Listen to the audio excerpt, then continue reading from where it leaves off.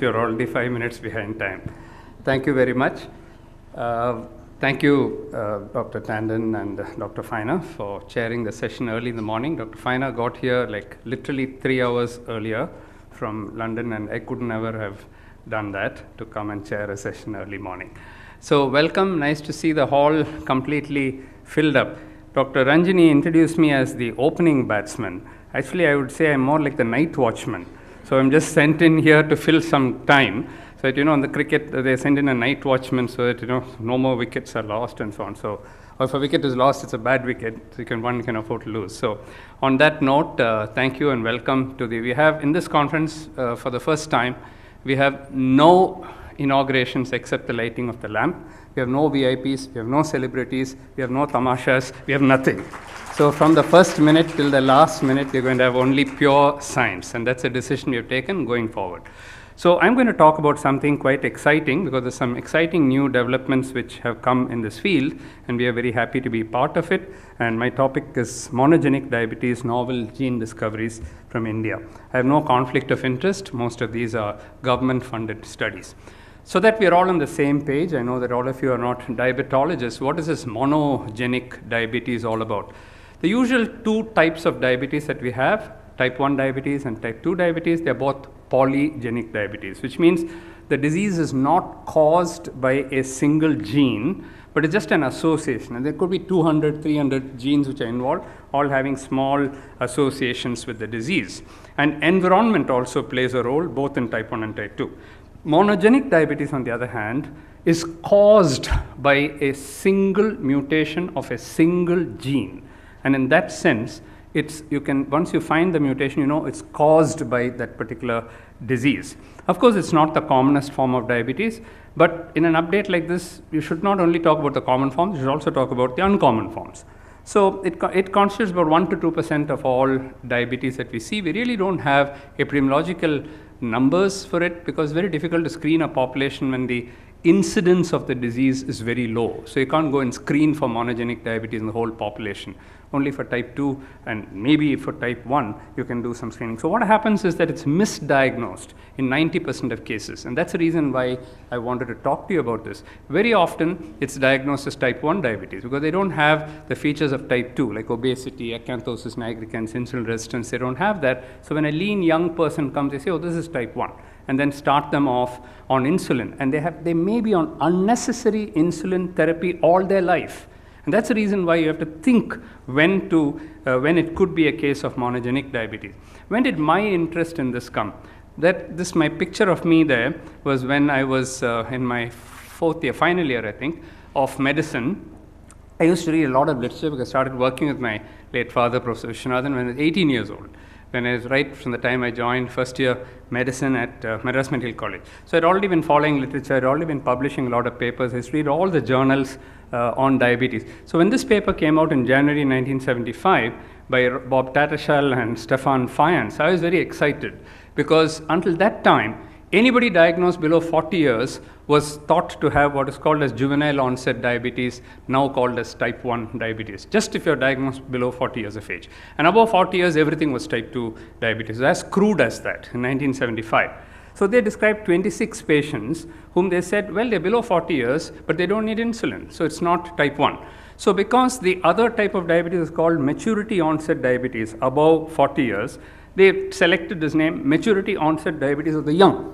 So that's how the name MODY came. When I read that, and then soon after that, we had the paper by Bob Tattersall, where he reported his series from UK, from Nottingham, I think. So ever since that time, I became a big fan of Stefan Fayans, and therefore I was very, very honored 4 weeks ago when I was invited to the University of Michigan for the first time to deliver the Stefan Fayans lecture, which for me was one of my greatest honors of my life because he was my childhood hero. And to give a lecture in his name in his university was a great thing for me because he was a great supporter of mine and a mentor of mine. So how do you diagnose this? The clinical criteria, it's all changed now, but this is the clinical criteria set by them. below 25 years, onset below 25 years, obviously no ketosis, no ketoacidosis, no autoimmune antibodies, no insulin resistance, no obesity, no acanthosis nigricans, but yet they respond to tablets. They don't need insulin. So that's how you diagnose MODY. So when I first saw this, I told my father, hey, this is quite common in our population. And he said, okay, then you look for it. And so using this clinical criteria, the clinical criteria are not accepted anymore. Today you have to do genetic testing and prove it. But the first genes came much, much later. It's only 1993 that the genes came. In fact, everybody used to make fun of Fayyan, saying this is imagination. There's no such condition called MODY. I was one of those who supported him, which is why he liked me. So right from 1985, I started publishing on MODY. The first paper we published is all based on clinical criteria, a series of 4 papers, 3 in diabetes care and 1 in diabetes metabolism in Paris. So we published 4 papers on the clinical profile of MODY. In retrospect, many of them may not have MODY at all because this clinical criteria, many of them have had lean type 2 diabetes or different variants of type 2 diabetes. But then the first gene was discovered by Fayyan and his group and others, Andrew Hattersley from Exeter, Philippe Frogel from France. They all detected, and then MODY itself became a very complex subject. 14 different types of MODY were described, each MODY having its own clinical characteristics. You can see how complex this is. Later on, MODY 7, 9, 11, and 14 were dropped because they were not really MODY and nobody could replicate them. But the other MODYs still remain, and MODY 1 and 3, MODY 1, 2, and 3 are the commonest forms of MODY. And the reason why we are interested in MODY is that MODY 1 and 3 particularly respond to sulfonylurea tablets. So you can stop insulin and change them over to sulfonylurea tablets. And MODY 2, GCK MODY, if you diagnose GCK MODY, you can stop all treatment, because they don't need any treatment. They don't need pharmacotherapy. Diet and exercise is enough because they will not develop complications in their lifetime. So this does have clinical implication. It's not just academic interest. Our series of MODY, we started publishing many years ago. MODY 3, we had a publication. MODY 1, we had a publication. MODY 2, MODY 5. And then we did a comprehensive genomic analysis of all the MODY patients in South India. But this paper, I am very happy because this paper got published in DRCP on the morning of my lecture at Michigan. When I was delivering the Stefan Fayyan's lecture, that morning it got published. So I included it in my lecture and said, this morning we have the first pan-India study of MODY, because until then we were only doing our own center, whatever cases get referred. Here we went out, and many collaborators in the audience here are co-authors in this. We had collaborations, in fact, from all over the country. You can see how many people collaborated in this, and the numbers are the number of centers in each of these cities which contributed to this MODY study. So it's the largest MODY study published in the literature, and this is what we found. 120 cases of monogenic diabetes we identified. When you do the panel, it's not just MODY that you diagnose, the 14 types, but you also have other monogenic forms of diabetes, like neonatal diabetes we'll talk about, and various genetic syndromes. Sometimes you'll think it's type 1 diabetes, and then you'll find that they've got hearing loss, or they've got liver affected, or something else affected, and then it turns out to be a completely different disease. It's not type 1 diabetes, but our panel will pick it up, and we're able to do this now quite rapidly. And these are the different types of mutations. I won't go into that. There are missense mutations, nonsense mutations, and so on. And I'm very grateful to Dr. Radha, who is in the audience, who does all the genetics work. All this is the work of her and her team. But then, as I said, only some forms of MODY respond to sulfonylurea. So if you diagnose MODY 5 or 4 or 6, it really doesn't help you in the treatment. They're all going to go on insulin. MODY 10 is an insulin gene mutation. They 100% need insulin like type 1. So even though you make a diagnosis, it's not going to contribute anything. It's more of academic interest. But if you diagnose MODY 1 and 3, and to some extent, as we now show MODY 12, ABCC8 MODY, they are the ones which respond to sulfonylureas. So the question is, we call them as actionable MODY, and how do we pick up these actionable MODY is the question. Because in South Asians, we have a problem, and that problem is that type 2s are also lean. Type 2s are also of ideal body weight. They need not have acanthosis nigricans. So you'll think it's all MODY. But when you screen for it, you'll find it's actually type 2. And MODY is actually not all that common as we believed it was. So we said, okay, let's work backwards. Let's reverse biochemistry.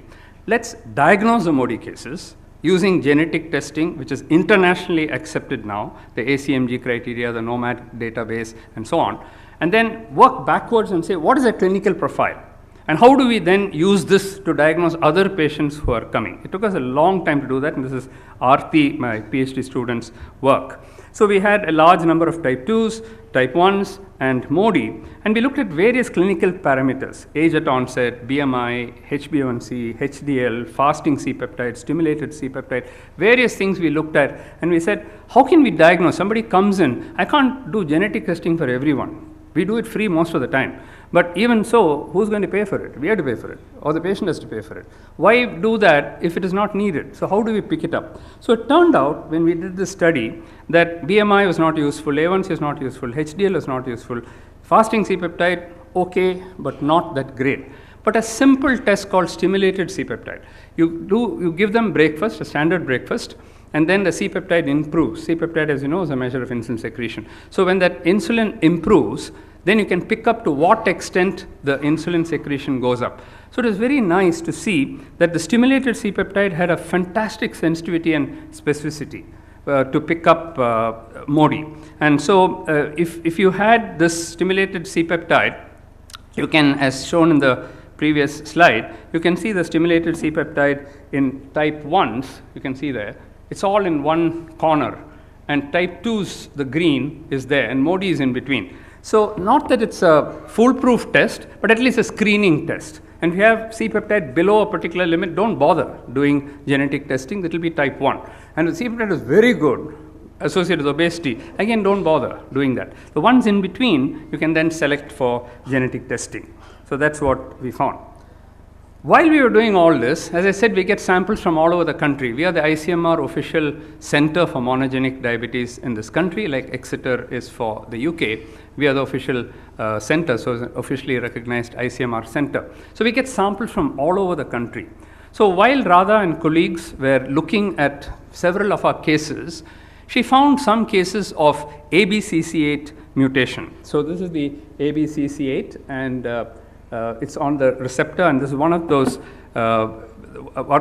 which are responsible for insulin secretion, as you know, for closing the potassium channel, opening the calcium channel, allowing insulin to come in, and that's how insulin comes out. If you have a defect there in the ABCC8 gene, insulin secretion is not good, and that's classically MODY12. But what happens is, what we found very interesting and which puzzled us completely was that there are two types of mutations which can occur. One is called as a gain of function mutation, and the other is called a loss of function mutation. A gain of function mutation leads to diabetes, and if that occurs in childhood, neonate, before 6 months of age, we call it as neonatal diabetes. That's in fact one of the commonest forms of neonatal diabetes. If it occurs in adults, it's called as MODY12. And both of them respond to sulfonylurea. So it's very interesting. Childhood, neonatal, adults, MODY12. What was fascinating was that when we were going through the more detailed studies, they did have the mutation in ABCC8, but they had a loss of function mutation. Now this completely foxed us, because loss of function only occurs in hypoglycemia. There is another condition called childhood congenital hyperinsulinemia of infancy, or CHI, which is the opposite of neonatal diabetes, and children present with hypoglycemia all the time. And if you don't treat them with drugs like diazoxide or octreotide, they can die of hypoglycemia. It's not that you just give them glucose for 2 days and they're fine. They won't become all right, because it's a loss of function mutation. Now what we found was, these people had diabetes, but they had a loss of function mutation. We checked it again and again, and it was correct. So we were confused. So we said, okay, let's reach out to the world's best person. So the University of Washington at Missouri St. Louis, that is the place where they have patch clamps, where you can very accurately study loss of function and gain of function mutation. So we sent them these mutations and said, can you check this and tell us whether it's loss of function or gain of function? And they confirmed it, and they said, it's loss of function. So we said, why are they getting diabetes? They said, oh, that we don't know. But it is sure that it is a loss of function. So we said, hey, we have discovered a new type of diabetes. It's MODY15. So we went ahead and just published this in Diabetes this year. In fact, only the online version has come. The print edition still hasn't come. So we called it as paradoxical MODY arising from loss of function mutation in the ATP sensitive, that is the ABCC8 channel. So this created a lot of excitement because the first time in the world that a loss of function mutation is producing diabetes. We have to find an explanation for this now. Why it didn't produce hypoglycemia? So our hypothesis is that yes, it started off with a loss of function mutation. In childhood, these children would have had hyperinsulinemia. It would have been a little milder, so they didn't die. So they went through it. Somehow the hypoglycemia would have been treated and they would have been given more of sugar or something and they survived. And then over a period of time, because they're continuously producing more and more insulin, the beta cells failed and they produced diabetes. So here is a condition where the hypoglycemia, initially presenting hypoglycemia, has now converted into diabetes. So we call this as MODY 15. So this is what happens when it goes on for a long time. This is the new type of diabetes. So we published an editorial on this in JAPI and said this is a new type of diabetes, and we proposed that this is called as MODY 15 because otherwise it will get confused with MODY 12, which is ABCC8. Now the importance of this is that why should you break your head on this? Because this MODY 15 will not respond to sulfonylurea. Already they are exhausted. The beta cells are gone. Any other drug will work except sulfonylurea and DPP4. Any other drug. In fact, we treated them with metformin, SGLT2. We treated them with all other drugs and they responded. The moment you gave them sulfonylurea, the sugar went up. In the other ABCC8 MODY 12, they actually respond to sulfonylurea. So that is a proof of the pudding that it's a completely different type of diabetes. Now I want to turn to the most exciting part of monogenic diabetes. In fact, to me, as a diabetologist, to Radha, who heads our department, if we get a child who's referred to us before 6 months of age, that's the most exciting part of diabetology in my whole career. Because this child, for this particular child, it can be life-saving if you make a diagnosis. So there are two types of neonatal diabetes that is diagnosed before 6 months of age. One is a transient variety, and that has a chromosome defect in chromosome 6, where the child will get diabetes, but before the first birthday it goes away. It can come back in adulthood in some people. Okay, so that's not a very serious thing, but by first year it's gone. The more common one is the permanent neonatal diabetes, or PNDM. Now, in this variety of neonatal diabetes, it will come before 6 months of age, and the child lives with it throughout life. 99.9% of physicians do not know that this is neonatal diabetes, and therefore they start the child on insulin and lifelong treat the child with the wrong treatment, which is insulin. So let me show you a story of a true story of Ivana Das, and these parents of this child are so happy that they say, use her name, let Ivana Das contribute to society, we have no problems with it, we give you full consent, show her picture, show this everywhere so that more people get benefited. So she was diagnosed 15 days after birth, 2 weeks, when she was 2 weeks old.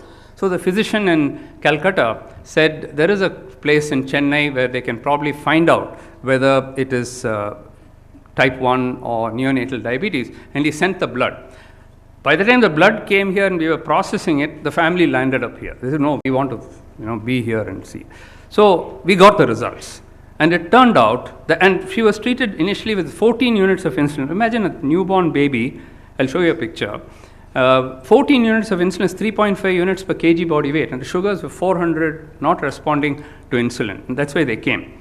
So we did, for us, we have a routine that anybody below 6 months of age will get a genetic testing done. And this genetic testing will be done free of cost. We don't charge for anybody in India. Anybody sends us a sample, anytime, never we will charge. It's our contribution to society. So we did the testing, and she had a KCNJ11. So there are two mutations which respond to sulfonylurea. One is a KCNJ11 mutation, and the other is an ABCC8 mutation. Both these respond beautifully to sulfonylurea agent. She had the KCNJ11 mutation. So we said, okay, we'll start her on glibenclamide. Glibenclamide is the oldest sulfonylurea. This is the one that's been tested all the time in neonatal diabetes. And so this is her sulfonylurea dose, the green one, slowly going up. That's her insulin dose, which came down. And by day 4, you can see insulin is stopped. And that's her blood sugar level. So you can see that when she was on insulin there, with no sulfonylurea, look at her blood sugars, 300, 400. And then as the sulfonylurea dose went up, as the insulin came down, the sugars became normal. So in hospital, her sugars became completely normal with just small doses, half a tablet of glibentamide morning and night, and she's beautifully controlled. Now, skeptics among you will say, maybe she responded for 2 days or a week. Think again. So, of course, it made great news at that time, and we went to the press because we wanted people to know that if there are children with neonatal diabetes diagnosed before 6 months of age, they should not be treated with insulin. They should be referred for a genetic test. You may say, why refer for a genetic test? Why don't you just treat everyone below 6 months of age? Child can die because if they don't have KCNJ and ABCC8 mutation, which is about 50% of all neonatal diabetes, they have an insulin gene mutation, a GATA mutation, or any other mutation, GLUD mutation. If you stop the insulin and start sulfonylurea, they'll die. So therefore, you have to do genetic testing. There's nothing short of doing genetic testing. Okay, they can't afford. We'll do it free. So there's no problem. Just send it to us and we'll do it free. Okay? So that's Ivana Das when she came, and that's Ranjit in the picture with me, and her mother and her uncle, and that's Ivana Das in 2014, 11 years ago when she came, when she was 3 months old. 9 years later, when Dr. Andrew Hattersley visited us, we called Ivana Das. She's getting complete free treatment at our Calcutta branch. She doesn't spend anything. We do not only her, the complete treatment is given free of cost for her. So she came back, and that's her for 9 years. So what did she do for 9 years? She has not taken one single shot of insulin. Not one. Since the day she left. Now it's 2 more years. She has attained Menake now, and she's still on tablets and still responding to the tablets. So what benefit did Ivana Das get by doing genetic testing?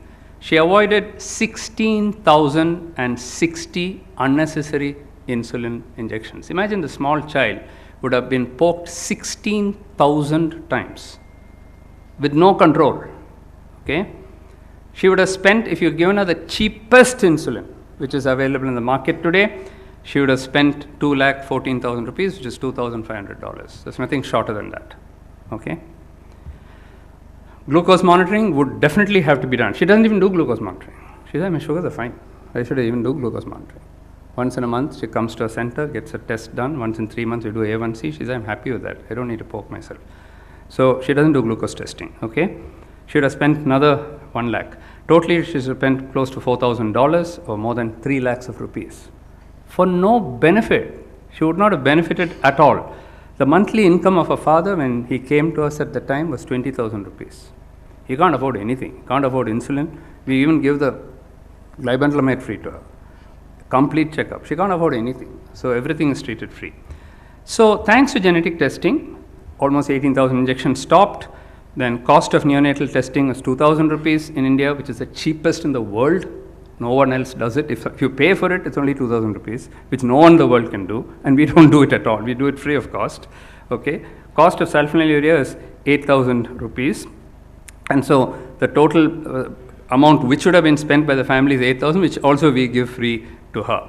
So that's the amount of money that she saved. Imagine, if genetic testing was not done, what would have happened to this child? You may say, oh, for one Ivana Das, you make so much of fuss. Well, Ivana Das is not the only one in this country, okay? That's the total number of monogenic diabetes registry that we have, 2,371 cases, 432 with neonatal diabetes, 175 who were thought to have type 1 diabetes but now have neonatal diabetes syndromes, Did-Mod syndrome, Walcott-Rollison syndrome. If you diagnose Walcott-Rollison syndrome, I'm sure the endocrinologists here will agree, the child doesn't live beyond the 16th birthday. Child will die. They don't reach adulthood.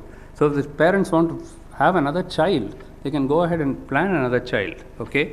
Or it could be Did-Mod-Wolfram syndrome, where you have diabetes insipidus as well, you have optic atrophy, deafness. So each one, thiamine responsive megaloblastic anemia, SLC. If you have thiamine response, TRMA, thiamine responsive megaloblastic anemia, they come with diabetes, they come with anemia. You just give them thiamine, one of the cheapest vitamins B that you can give. Diabetes goes away and anemia goes away. Can you just beat it? So simple, so cheap, and they'd have been treated with insulin. So you have to make a proper diagnosis. You have to have a scientific approach Not say everybody is type 1, everybody is type 2. Most are type 1, most are type 2. What about the others? You have to keep an open mind. Okay? So we set up a registry, Monogenic Diabetes Registry, and that's how all these cases come in. So I'm going to conclude by saying that diagnosis of MODY has helped many adolescents and young adults wrongly diagnosed of type 1 diabetes to go off insulin and be treated with sulfonylureas. Neonatal diabetes, if you have ABCC8 and KCNJ11, may be successfully transferred to sulfonylurea, and this is a miracle of sorts. And we are still discovering new MODY types. Who knows, a MODY 16 or 17 may emerge when we continue to do this. But the message to you is so simple.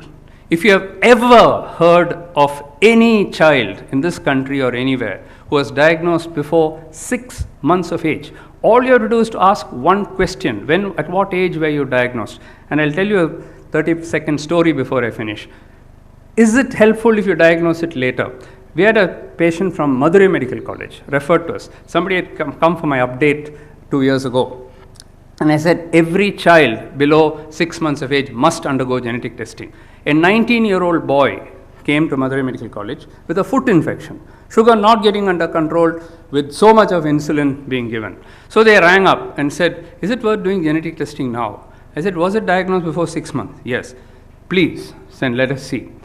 Turned out to have an ABCC8 mutation. So we treated that boy who was not getting under control, foot infection not getting under control, with sulfonylurea. Sugar got beautifully under control and his foot infection got healed. So it's never too late. Never too late. Doesn't matter if they are missed. All you have to do is ask one question: at what age were you diagnosed? And if it's below 6 months of age, please send us the sample for genetic testing to help the child, free of cost. And that's how, if you take a picture of this, you can get all the details how to send it. Our monogenic diabetes.in, diabetesindia.in will also give you all the details about the consent forms and everything. And if you want to know more about this, a lot of YouTube videos and so on will come. For those of you who are not already on YouTube or Twitter or Instagram following me, please do that. More importantly, join my WhatsApp channel. I'm just coming up to 9,000 followers on WhatsApp. So if you scan this, every single day, including today, you will get a message from me. And it will be a positive message. Okay? Totally non-commercial, positive message. Anything new in diabetes, I try to pass on without waiting in for 24 hours. Thank you.